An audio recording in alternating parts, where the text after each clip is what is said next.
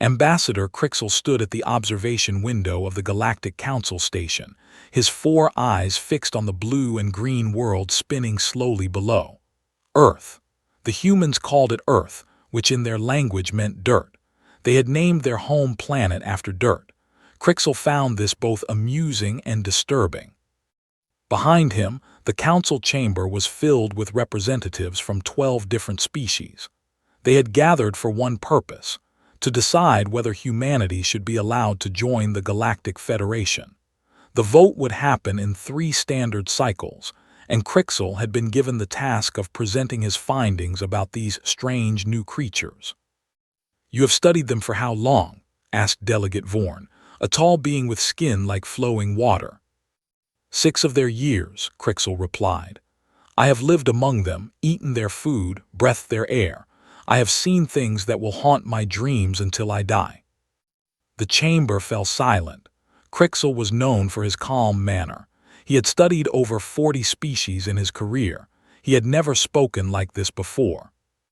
"Perhaps you should start at the beginning," suggested High Speaker Meller, the eldest member of the council. Crixel turned away from the window. His shell clicked nervously as he moved to the center of the room. "Before I tell you about the humans themselves, you must first understand the world that made them. Only then will you comprehend why they are what they are." He activated the holographic display. Earth appeared in the center of the chamber, beautiful and deadly. This world exists in what should be an impossible location. It sits in a narrow band around its sun where liquid water can exist on the surface. Too close and the water boils away. Too far and it freezes solid. The humans call this the habitable zone. They are wrong. There is nothing habitable about this world. The display zoomed in to show the planet's surface. Mountains rose and fell. Oceans churned with violent storms. Lightning struck the ground in endless bursts. 70% of the surface is covered in water. Not calm water. Wild, moving, dangerous water. The oceans contain currents that can drag a ship to the bottom, waves that reach 40 meters high, creatures that hunt with teeth longer than my arm. The delegates shifted uncomfortably. Water was rare on most worlds. Too much of it was considered a curse. "But the water is not the worst part," Crixel continued. "The land is worse. The ground itself moves. Plates of rock slide against each other, causing earthquakes that destroy entire cities. Mountains explode with liquid fire. The humans build their homes near these mountains anyway. They say the soil is good for growing food." "They live near exploding mountains?" Vorn asked in disbelief. "They do more than live near them. They climb them for fun." Crixel let that sink in before continuing. "The atmosphere is equally hostile. It contains oxygen at a concentration of 21%. For those unfamiliar with chemistry, oxygen is a highly reactive gas. It causes fire. It causes metal to decay. It slowly destroys anything it touches. The humans breathe this gas with every breath. Their blood carries it through their bodies." The display showed a storm system moving across a continent. The weather patterns on this world are violent beyond measure. Rotating columns of wind tear across the surface, destroying everything in their path. Walls of water fall from the sky with enough force to drown a creature in moments. Electricity arcs from cloud to ground. Temperature swings can exceed 50 degrees in a single day. "How does anything survive there?" asked Meller. "That is exactly the right question," Crixel said. "Because the planet itself is not even the greatest danger. The life on Earth is far, far worse." The hologram changed to show various Earth creatures. The delegates recoiled in horror. "Every living thing on this world is engaged in an endless war for survival. Plants produce poisons to prevent being eaten.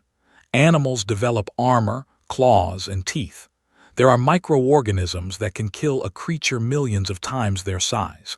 Disease spreads through the air itself."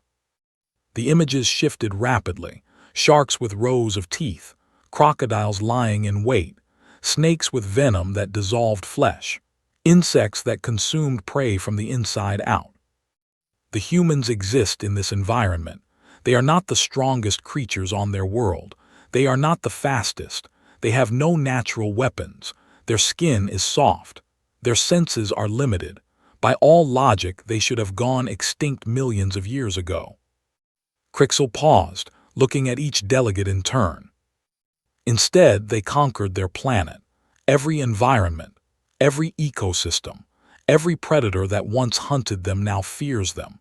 And I am here to tell you how they did it, because if we are going to let them into our federation, you need to understand what we are dealing with. He began walking slowly around the chamber. The humans have a saying, if you cannot beat them, become something worse. This is not just a saying to them. It is their entire evolutionary history. The display showed an early human, small and seemingly helpless on an open plain. 3 million years ago, the ancestors of modern humans were prey animals. They were hunted by great cats, by wild dogs, by reptiles that had ruled the planet for millions of years. They had no claws, no fangs, no armor. What they had was a brain that would not stop growing. The hologram showed the human skull changing over time, the brain case expanding. First, they learned to use tools. Rocks became weapons. Sticks became spears. They could kill from a distance which no other creature on their world could do. This was Adaptation 1. The image showed early humans hunting together, surrounding a large animal. Then they learned to work together, not just in family groups but in tribes. They developed language. They could share information across generations. One human's lesson became every human's knowledge. This was Adaptation 2. Crixel's voice grew quieter, forcing the delegates to lean forward to hear. But the third adaptation was the most terrifying. They learned to persist, to simply refuse to die. The humans developed something called persistence hunting. They could not outrun their prey, so they chased them, for hours, for days if necessary. They followed their prey until the creature collapsed from exhaustion. Nothing on their world could escape them because they never stopped coming. The chamber was utterly silent. Their bodies evolved to support this. They have a cooling system that allows them to run in conditions that would kill any other creature. They can survive wounds that would kill us 3 times over. They can regrow damaged tissue. They can continue functioning with injuries that would leave any of us helpless. The display showed a human running across an open landscape, sweat gleaming on their skin. They are not the strongest. They are not the fastest. They are the most stubborn creatures in the known galaxy. When something tries to kill them, they do not just survive. They find a way to kill it back. Every predator that once hunted humanity is now either extinct, endangered, or domesticated. Crixel let out a long breath through his breathing holes. That is how they survived their Deathworld. They did not adapt to become safe. They adapted to become dangerous, more dangerous than anything else on their planet. And now they have reached for the stars and they are asking to join us. He looked at the delegates, his 4 eyes blinking slowly. The question before this council is simple. Do we want the most dangerous creatures in the galaxy as our allies or our enemies? Because they will not simply go away. They never go away. That is the one thing I have learned about humans. They persist. The first human to address the Galactic Council was a woman named Sarah Chen. She was not what the delegates expected. She was small by human standards, barely reaching the mid-chest of most species present. Her dark hair was pulled back from her face, and her brown eyes seemed to take in everything at once.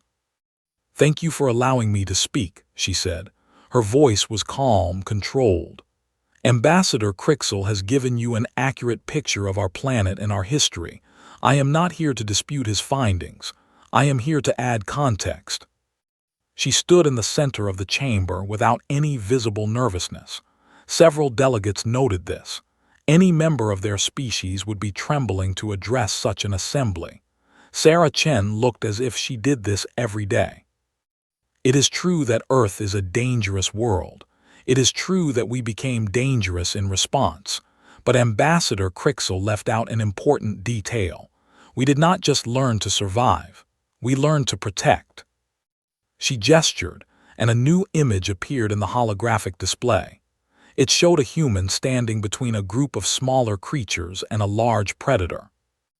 Early humans learned that working together increased survival, but we did not just protect our own kind. We began protecting other species as well.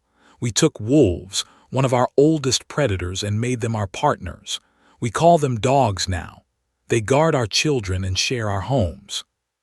The display showed various domesticated animals. We did this with dozens of species. Horses carry us across distances. Cattle provide us with food and leather. Cats control the pests that destroy our grain. We did not conquer these animals. We formed alliances with them. Alliances with lesser creatures. Delegate Vorn sounded skeptical. Every creature has value, Sarah replied. Every creature plays a role in the web of life. We learned this lesson the hard way. When we killed too many predators, the prey animals multiplied and destroyed the plants. When we destroyed the plants, the soil washed away and nothing could grow. We learned that everything is connected. She paused, her expression growing serious. We also learned that being dangerous is not enough. There came a time when we could destroy each other, when our weapons grew powerful enough to end all life on our planet. We stood at the edge of extinction, and we chose to step back. The hologram showed an image that made several delegates gasp. A mushroom cloud rose from the surface of Earth. This is what we call a nuclear weapon. It releases the energy stored in the smallest particles of matter. A single bomb of this type can destroy an entire city. We have thousands of them. Sarah's voice remained steady. We have had the power to destroy ourselves for nearly a century of our time. We have chosen not to. Why show us this? Mellor asked. You are trying to convince us that you are safe allies. This suggests the opposite. Sarah nodded. I show you this because I want you to understand what we are capable of. And I want you to understand that capability is not the same as intent. We could have destroyed ourselves many times over. We did not. Because along with learning to be dangerous, we also learned to be wise. She walked closer to the delegates, her footsteps echoing in the quiet chamber. Ambassador Crixel told you that we never stop coming, that we persist. He is correct, but he did not tell you what we persist toward. We do not just survive, we build, we create. We dream of better worlds and then we make them real. The display changed to show human achievements, towering buildings, bridges spanning vast canyons, ships sailing through the void between stars. We looked at our dangerous world and decided it was not enough. We wanted more. So we went to the bottom of our oceans. We went to the tops of our highest mountains. We went to the cold poles of our planet where nothing should survive.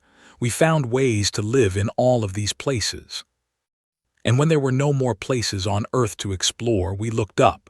We saw lights in the night sky and we wondered what was there. So we built machines to carry us to other worlds, first to our moon, then to our neighboring planets, and finally to the stars themselves. Sarah turned to face all the delegates. You ask if we are dangerous. Yes, we are very dangerous. We had to become dangerous to survive, but danger is a tool like any other. It can destroy or it can protect.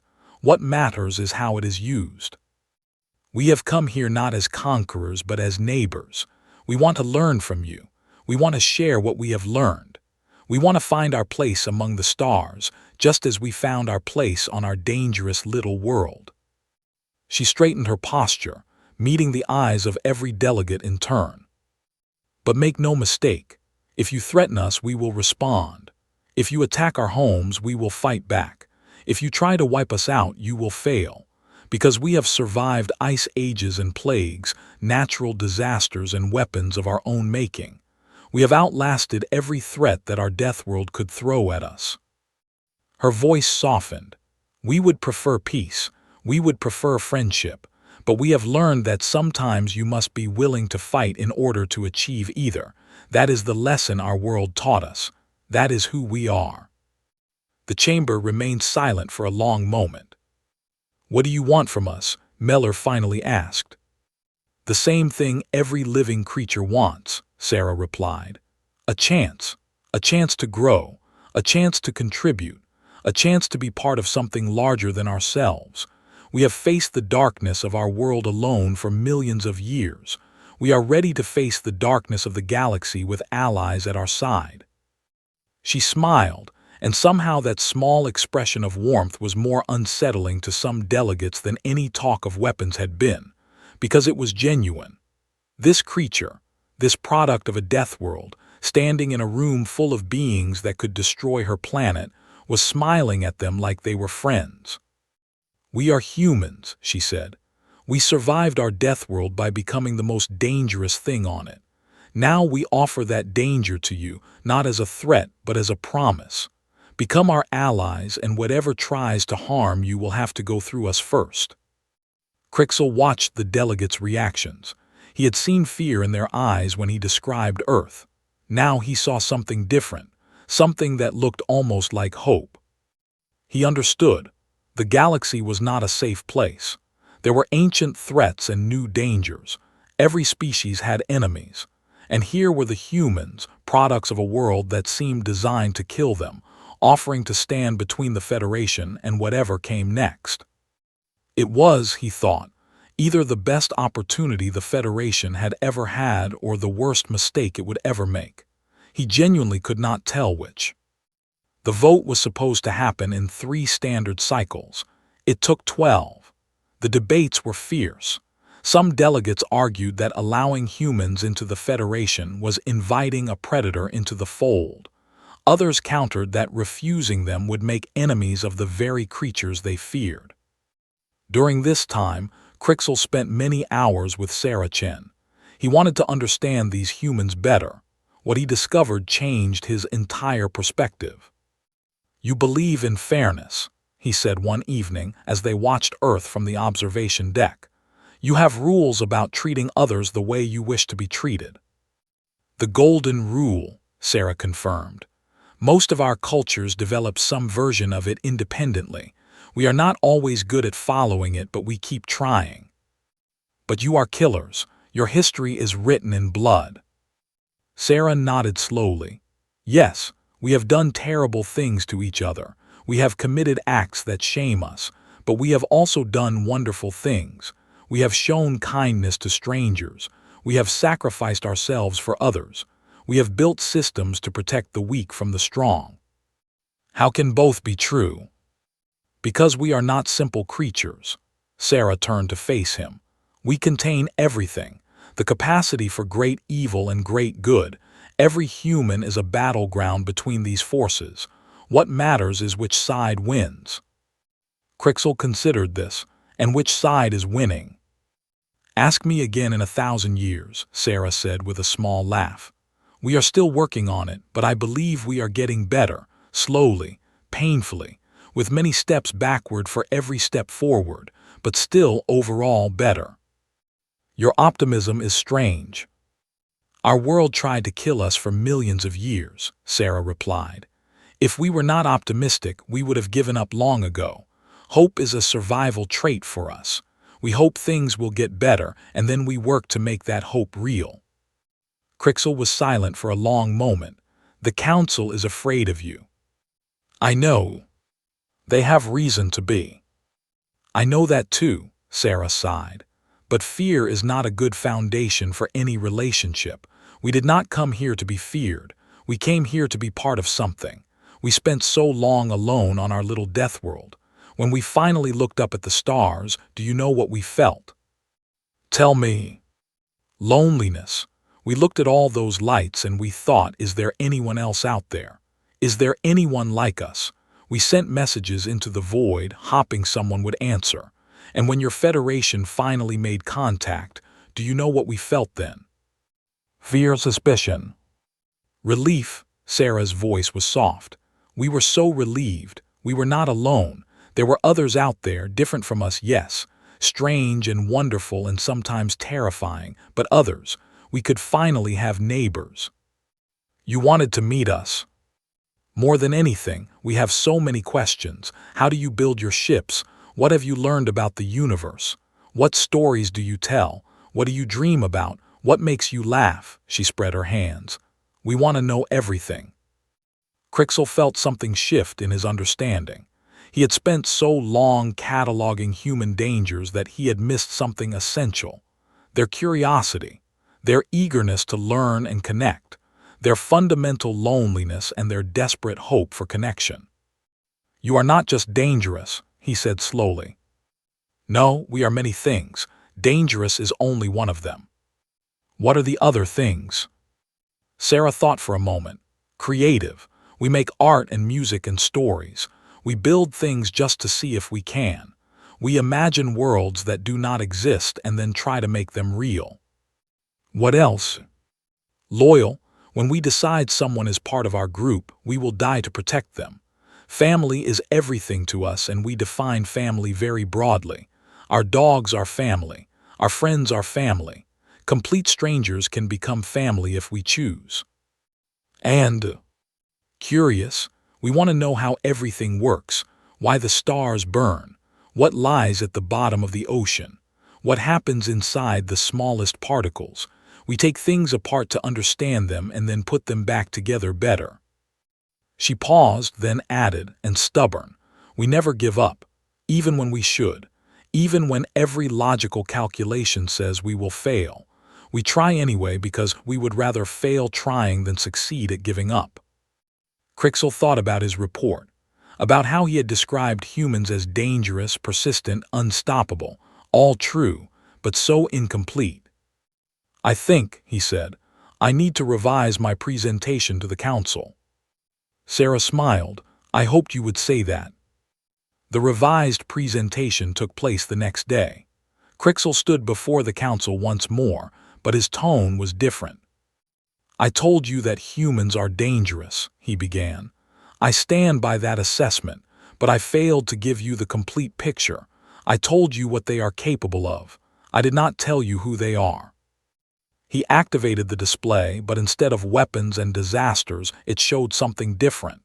Humans caring for their young, humans helping strangers, humans creating beautiful things. Humans form bonds more easily than any species I have encountered. They will adopt creatures from other species and treat them as family. They will travel across their planet to help people they have never met. They give resources to those in need without expecting return. The images continued. A human pulling another from a burning building. Humans sharing food with strangers. Humans building homes for those who had lost everything. Their capacity for violence is matched by their capacity for kindness. Perhaps it is two sides of the same trait. The fierceness that makes them deadly in combat also makes them fierce in their love. They do not do anything by half measures. Crixel turned to face the delegates directly. I have lived among them for 6 years. In that time I have been treated with nothing but respect. They were curious about me. They asked endless questions about my world and my people. They shared their food, their homes, their knowledge. They considered me a friend. His voice grew quieter. I came to Earth expecting monsters. What I found were people. Strange people, dangerous people, but people nonetheless, people who dream and hope and fear just like us. They make mistakes.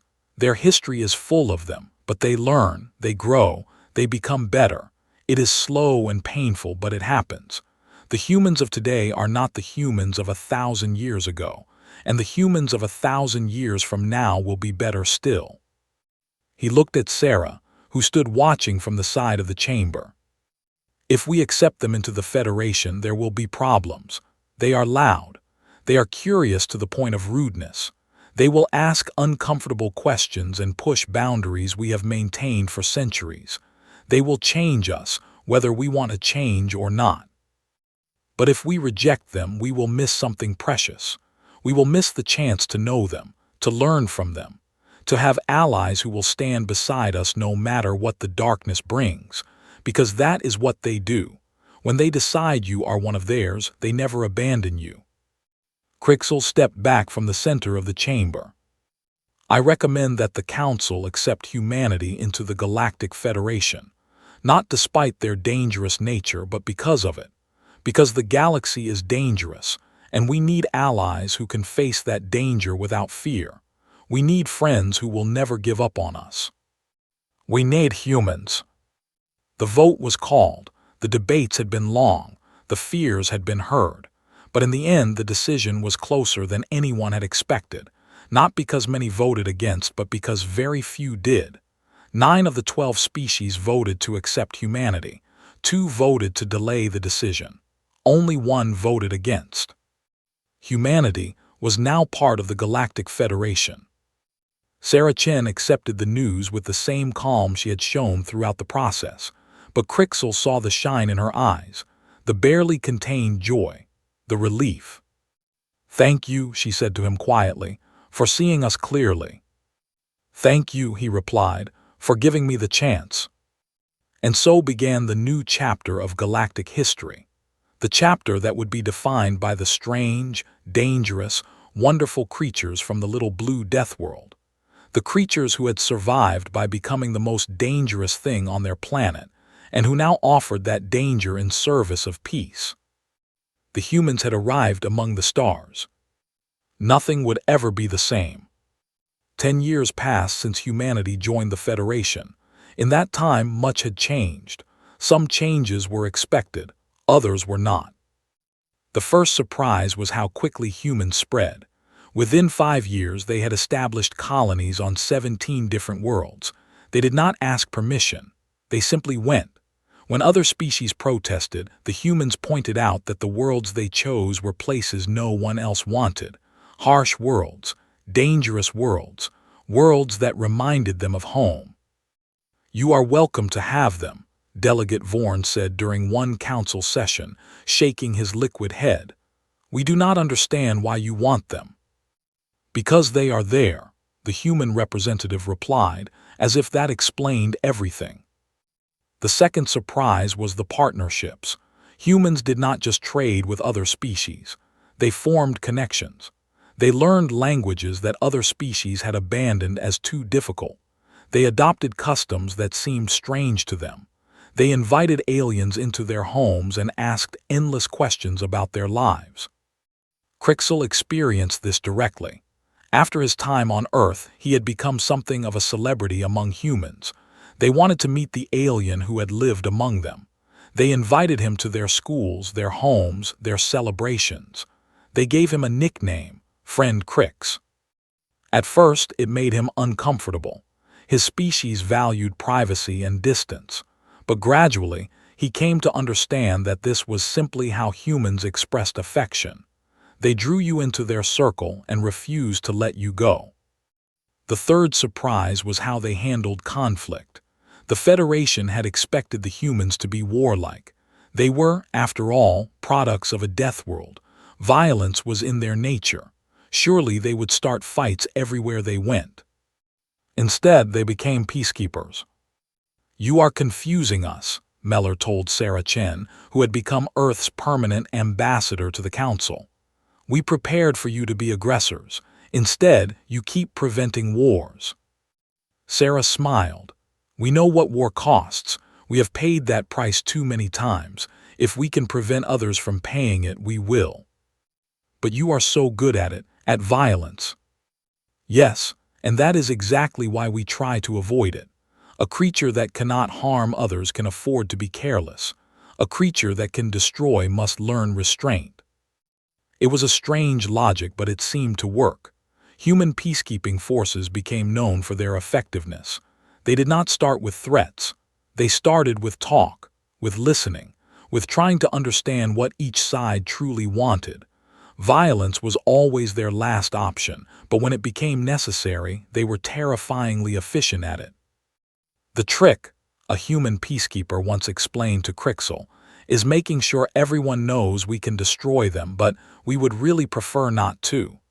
Most beings, when given a choice between fighting and talking, will choose talking.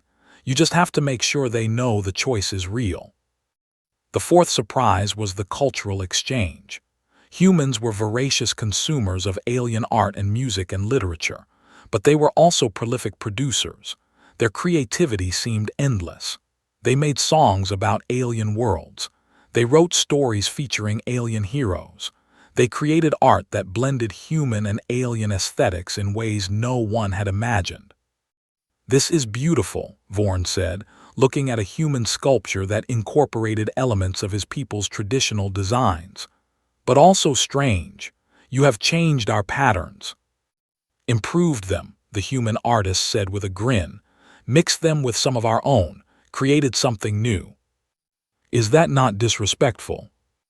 "It is the highest form of respect. We loved your patterns so much that we wanted to make them part of us." Vorn considered this for a long time. Eventually, he decided it was a compliment. Most species reached similar conclusions, though it often took them a while. The fifth surprise was the most significant, and it happened in the 10th year of humanity's membership in the Federation. A threat emerged from beyond the known galaxy. Ancient ships, massive weapons, a species that called themselves the Void Walkers, though no one knew what they truly were. They did not communicate. They did not negotiate. They simply destroyed. 3 Federation worlds fell in the first wave. The defenses, carefully maintained for centuries, crumbled like paper. The Federation's military forces, adequate for keeping peace among member species, proved utterly inadequate against this new enemy.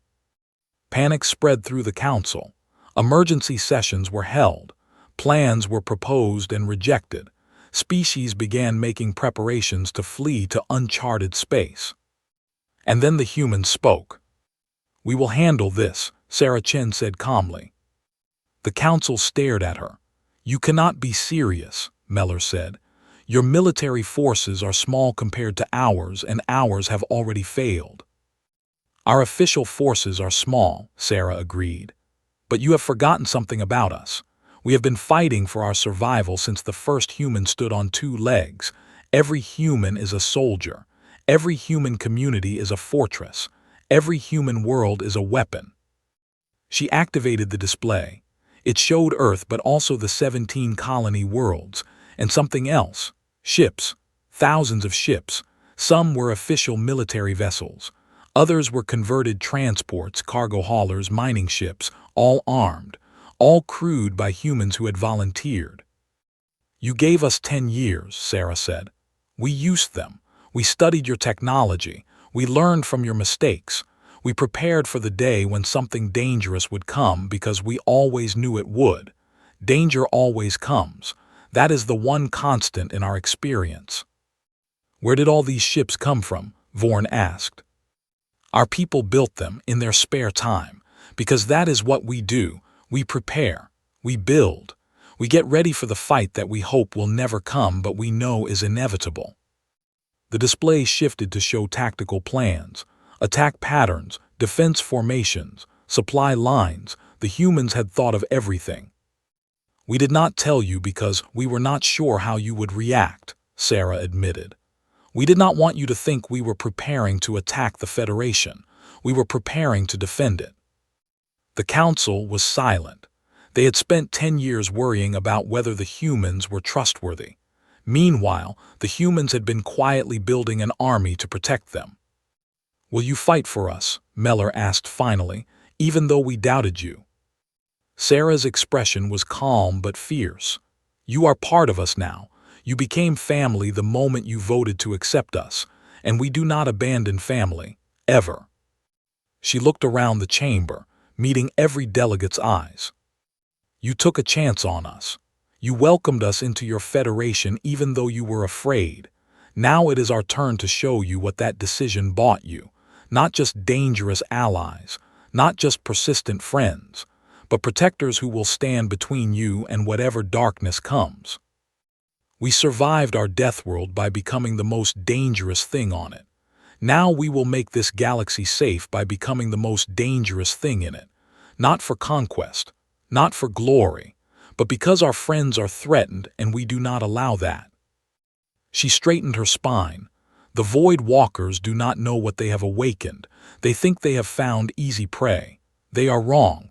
They have found us, and we have been waiting our entire existence for a fight like this." Crixel watched his friend, this small human woman who had become the voice of her entire species. He thought about everything he had learned in 16 years of knowing humans, their capacity for violence, their equal capacity for love, their stubbornness, their hope, their infinite, impossible determination. He believed her. He believed every word. And when the human fleet launched to meet the Void Walkers, he was on one of the ships. Not because he was forced, because he chose, because Sarah had been right about one thing. He was family now. The war lasted 3 years. It was brutal, costly. Many died, human and alien alike, but in the end the Void Walkers were defeated. Not destroyed. Humans did not believe in extinction, even for enemies.